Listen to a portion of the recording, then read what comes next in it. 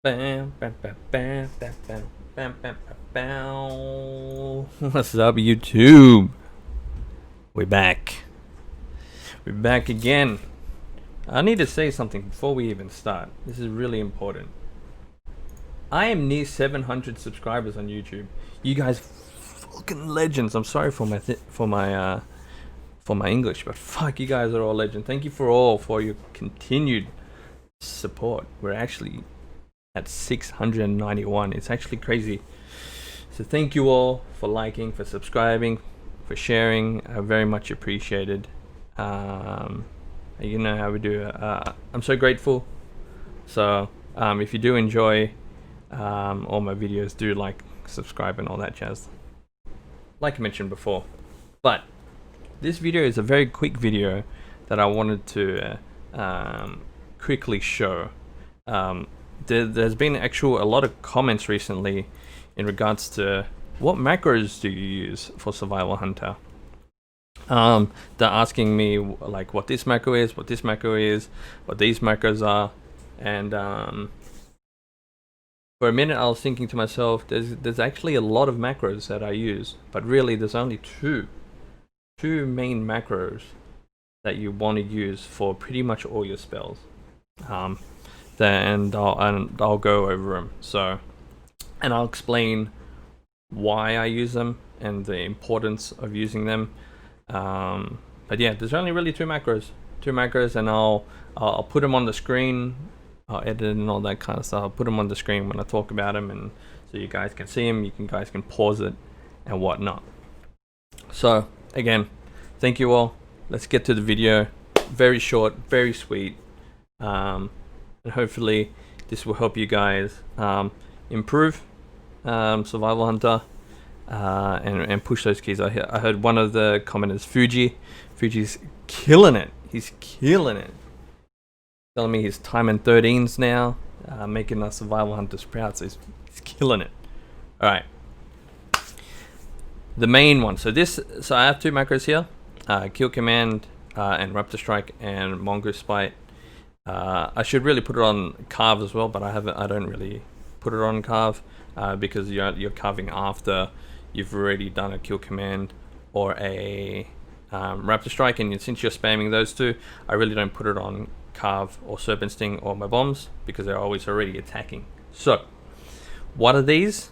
What are these two here?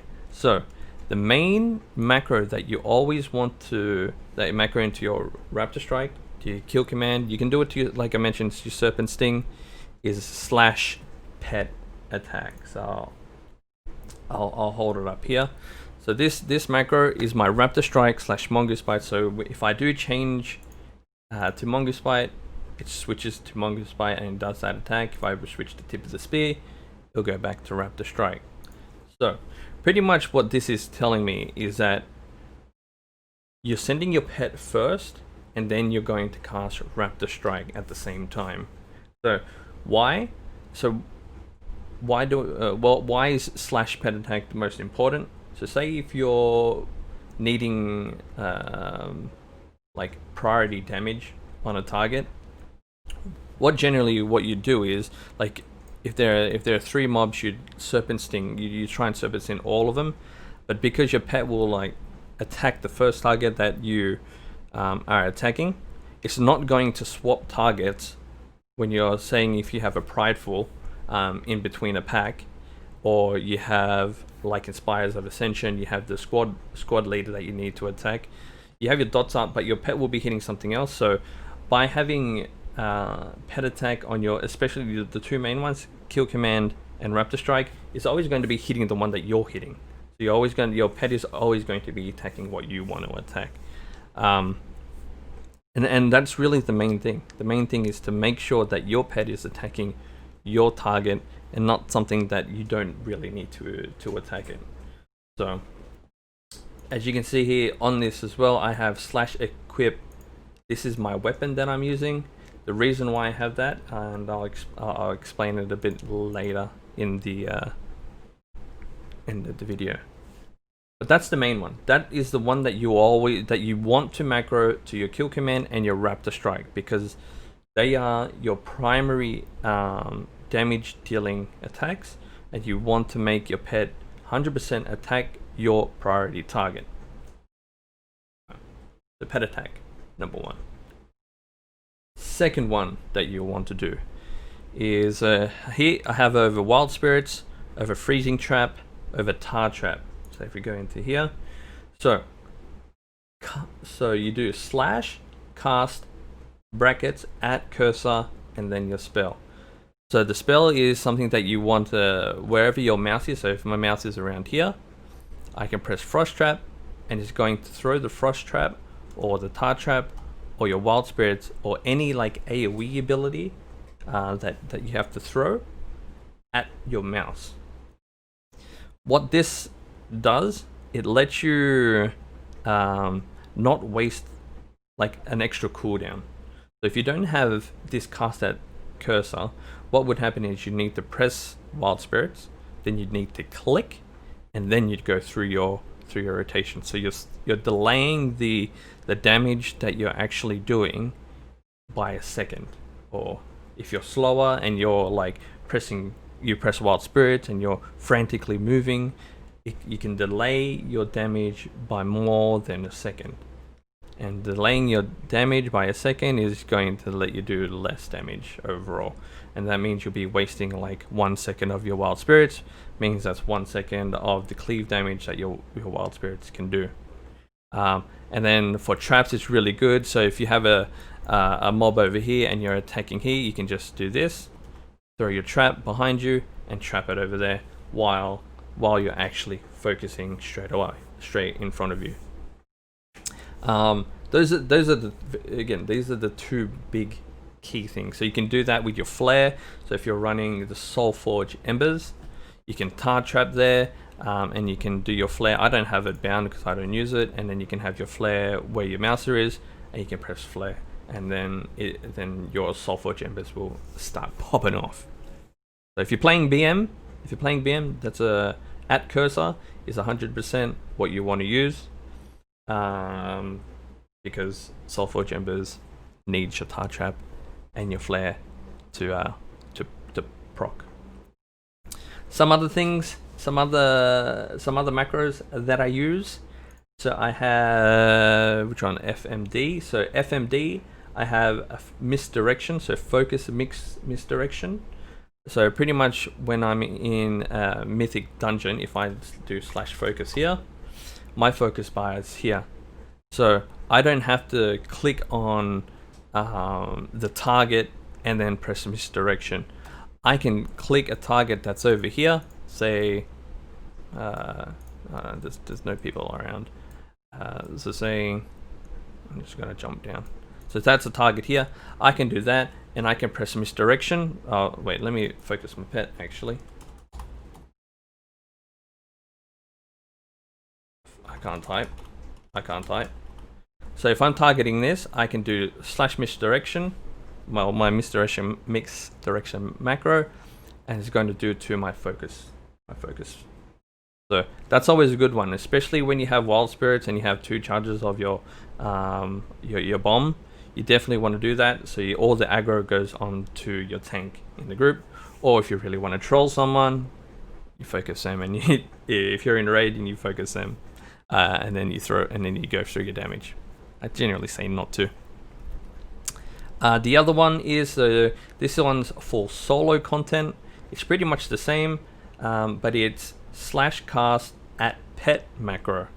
So at pet just basically means whatever pet you have out. Misdirection's on 13 seconds. I'm just swapping that around. So like this is going to be good for your Torghast runs.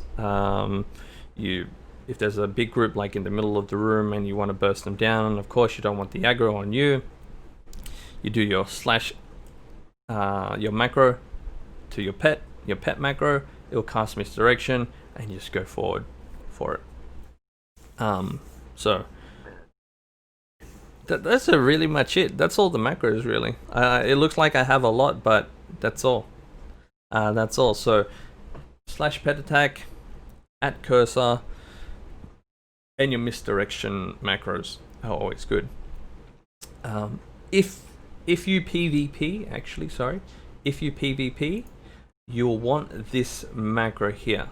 Let me swap to Roar of Sacrifice. So Roar of this is also good for healers as well. So if you're healing, this one's good too.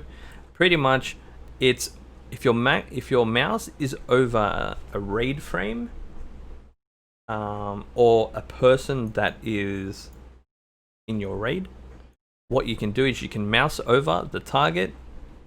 I don't think it's gonna work, but I can mouse over the target and cast a spell while it's on top of me, so it can be like really quick. So if you see someone dying there, you can mouse over and cast it. So pretty much what it'll do is cast that spell to the player. So you see here, it says at player, so it'll cast that spell at player while your mouse is over them.